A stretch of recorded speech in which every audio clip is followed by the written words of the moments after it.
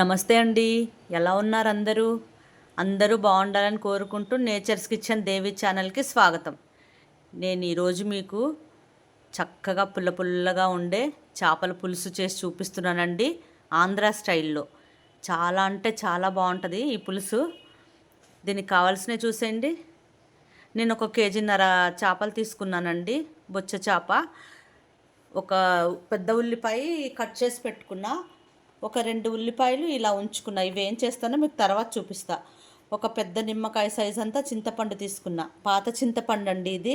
ఈ పాత చింతపండు చేపల పులుసుకి చాలా టేస్ట్ ఉంటుంది. ఒక 4 పచ్చిమిర్చి తీసుకున్నా. మంచి నూనె, కారం, ఉప్పు, పసుపు, అల్లం వెల్లుల్లి పేస్ట్. దీంట్లో వేసే మసాలా మీకు నేను వేయించేటప్పుడు ఏమేమి వేస్తానో చూపిస్తూ వేయించుతా. వచ్చేయండి, మసాలా వేయించేసుకుందాం. మసాలా వేయించేసుకుందామండి. స్టవ్ మీద ప్యాన్ పెట్టేసా, స్టవ్ ముట్టించేస్తున్నా.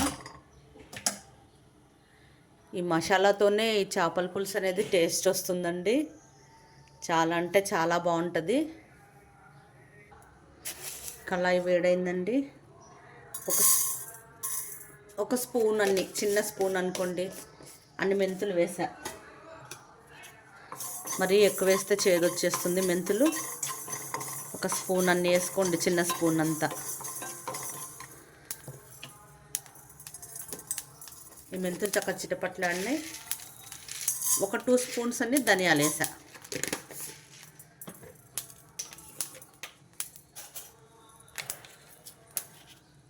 ఒక స్పూన్ అంతా జీలకర్ర. ఈ 3 బాగా వేయించుకోవాలి.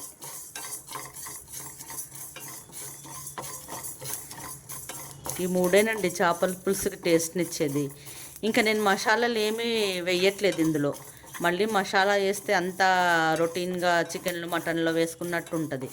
అందుకే నేను మసాలా ఏమి వేయను. ఓన్లీ ఈ 3 వేయించి పౌడర్ చేసుకుంటా. ఇవి వేగిపోయినాయండి. స్టవ్ ఆపేసి పక్కన పెట్టేసుకుందాం. మనం 2 ఉల్లిపాయలు తీసి పక్కన పెట్టుకున్నాం కదండి, వాటిని స్టవ్ మీద కాల్చుకోవాలి. ఈ కుమ్ములో పెట్టి కాల్చుకునే వాళ్ళు ఉల్లిపాయ, అందుకే ఇలా స్టవ్ మీదే కాల్చేసుకోండి.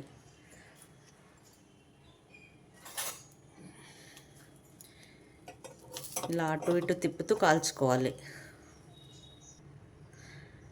నేను తెల్ల ఉల్లిపాయలు తీసుకున్నానండి. తెల్ల ఉల్లిపాయలు పులుసు కూరకు చాలా టేస్ట్ ఉంటుంది. మీకు దొరికితే తెల్ల ఉల్లిపాయలు వాడుకోండి. ఏ పులుసుకైనా తెల్ల ఉల్లిపాయ చాలా టేస్ట్ ఉంటుందండి. ఎగ్ పులుసు కానీ, ఉల్లిపాయ పులుసు కానీ, ఏదైనా సరే తెల్ల ఉల్లిపాయతో మంచి టేస్ట్ వస్తుంది. చలవ కూడా బాడీకి. దీన్ని తిప్పుతూ కాల్చుకోవాలి.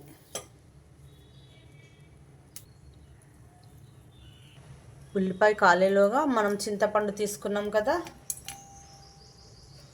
అది చక్కగా కడిగి వాటర్ పోసి నానబెట్టుకుందాం. చింతపండు నానబెట్టేసుకున్నానండి. ఉల్లిపాయ చూసేద్దాం, వచ్చేయండి.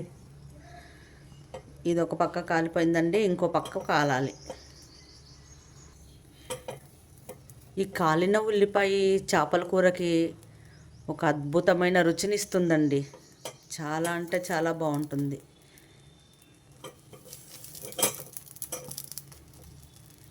చక్కగా కాలాలండి.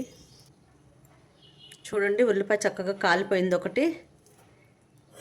దీన్ని తీసేసి ఇంకో ఉల్లిపాయని కూడా ఇలాగే కాల్చుకుందాం. రెండో ఉల్లిపాయ కూడా స్టవ్ మీద పెట్టేసా. ఆ నిప్పుల మీద ఉడికే ఉల్లిపాయ ఫ్లేవర్ చాలా బాగుంటుంది. చాలా మంచి స్మెల్ కూడా వస్తుంది.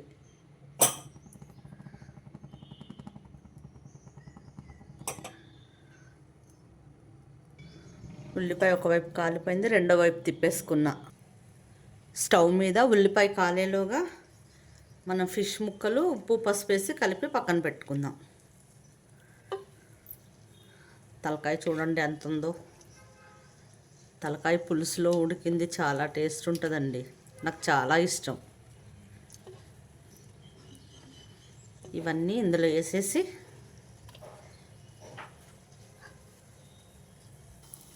ఉల్లిపాయ కాలిపోయిందండి. నేను స్టవ్ ఆఫ్ చేసి దాన్ని కూడా పక్కన పెట్టేసుకుంటా. ఉల్లిపాయలు కొంచెం చల్లారాలి. ఫిష్లో మనం 1 స్పూన్ ఉప్పు, కొంచెం పసుపు వేసి ముందు కలిపేసి పక్కన పెట్టేసుకుందాం. ఎందుకంటే మనకు మసాలాలన్నీ రెడీ అవ్వాలి కదా, అప్పటి వరకు కొంచెం ఉప్పు పసుపులో ఉంచితే బాగుంటుంది.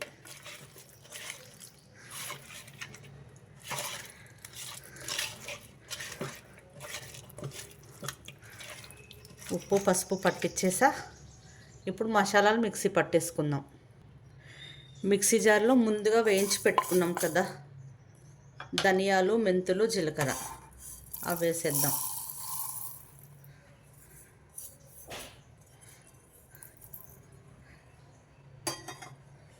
దీన్ని నేను మిక్సీ పట్టుకొచ్చేస్తా.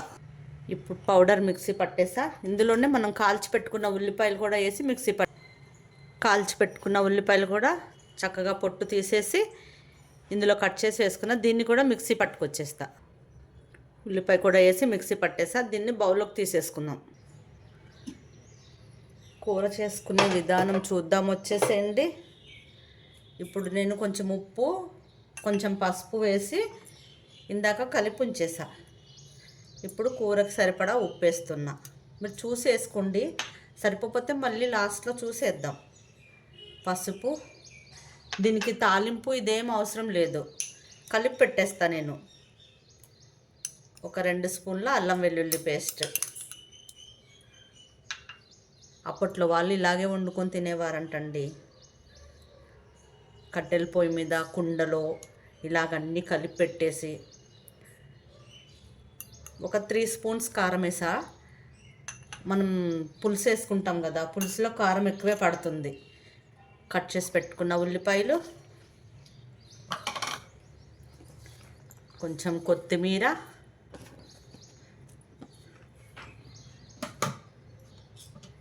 నేను పెద్ద పచ్చిమిర్చి తీసుకున్నా.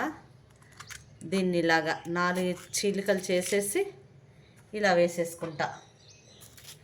పులుసులో ఉడికిన పచ్చిమిర్చి కూడా చాలా టేస్ట్ ఉంటుంది,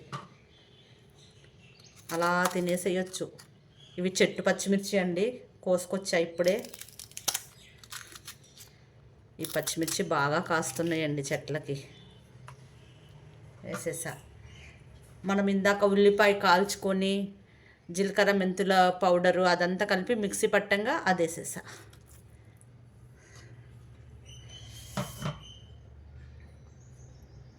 ఇప్పుడు కప్పు ఆయిల్ తీసుకున్నాక హాఫ్ వేసేస్తా.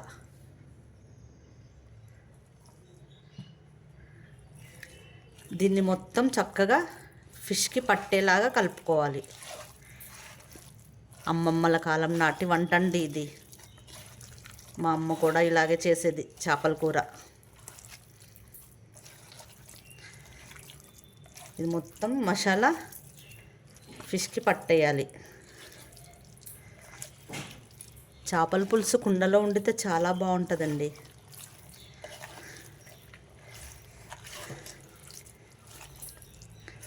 మొత్తం ఇలా మసాలా అంతా ఫిష్ ముక్కలకి పట్టించేసేయాలి.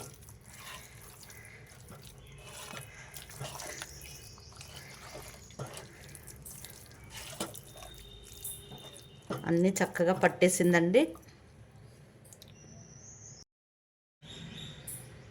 ముక్కలకి చక్కగా మసాలా పట్టించేసా. ఇప్పుడు మనం ముందుగా తీసి పెట్టుకున్నాం కదండి చింతపండు పులుసు, అది వేసేద్దాం. నల్ల చింతపండు అండి, కొంచెం నల్లగా ఉంటుందనే కానీ టేస్ట్ అయితే అదిరిపోద్దండి. చేత్తోనే కలిపేస్తున్నా అనుకోకండి, ఇది ఇలా కలిపితేనే చక్కగా పడుతుంది. మనం గంటెతో దీన్ని కలపలేం కదా.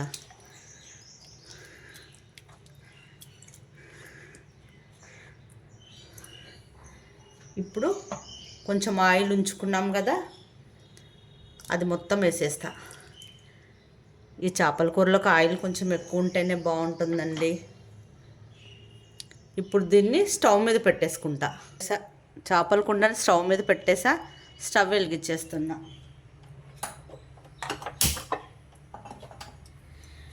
మీరు ఇట్లా పులుసు ముక్కలు మునిగే వరకు పోసుకుంటే చాలండి.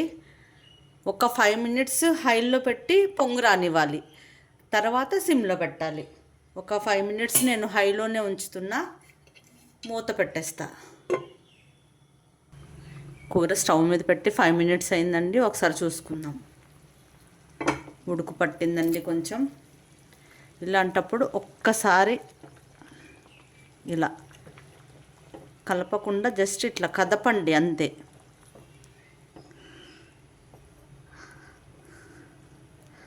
ఇలా కదుపుకుంటే సరిపోతుంది. కలిపితే మళ్ళీ ముక్కలు చిదిరిపోతాయి. ఇంకా మళ్ళీ కదపొద్దండి దీన్ని. ఒకసారి ఉప్పు చూసేసుకుందాం.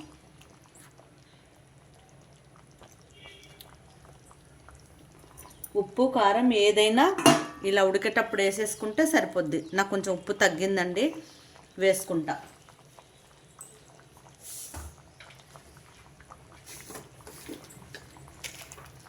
గళ్ళుప్పు వేస్తున్నా. చింతపండు పులుసు కదండి, ఉప్పు కొంచెం ఎక్కువే పడుతుంది. కారం అయితే కరెక్ట్గా సరిపోయింది. ఒకసారి దీన్ని కలిపేస్తా. స్టవ్ సిమ్లో పెట్టానండి. ఒక్కసారి దీన్ని కదుపుకుంటా.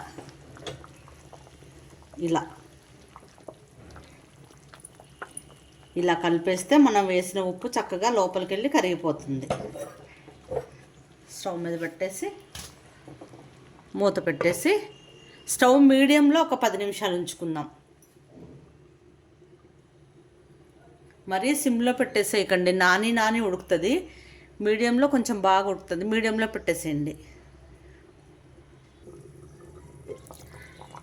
చూసారా ఎలా కుతా ఉడుకుతుందో? స్మెల్ అయితే అద్దరిపోయిందండి. అసలు ఎంత బాగా ఉడుకుతుందో చూసారా? ఇలా కొంచెం పులుసు దగ్గరికి వచ్చే వరకు ఉడకనివ్వాలి. మూత పెట్టేస్తున్నా. అబ్బా, కూర చూసారా ఎంత బాగా ఉడుకుతుందో? కుతుకుతా అని. ఇంకొంచెం పులుసు దగ్గరికి రానిస్తానండి నేను. మీరు ఇలా కావాలనుకుంటే, పులుసు ఎక్కువ కావాలనుకుంటే ఇలా దింపేసుకోవచ్చు. నేను ఇంకా సేపు ఉంచుతా. చూసారా అండి, చేపల పులుసు రెడీ అయిపోయింది. నాకు ఇంత పులుసు కావాలి, ఎందుకంటే ఇది కుండ కాబట్టి ఆ వేడికి ఇంకొంచెం లాగేస్తుంది. ఆయిల్ అంతా బయటకు వచ్చేసింది. ఇప్పుడు నేను మళ్ళీ కొంచెం కొత్తిమీర వేసుకొని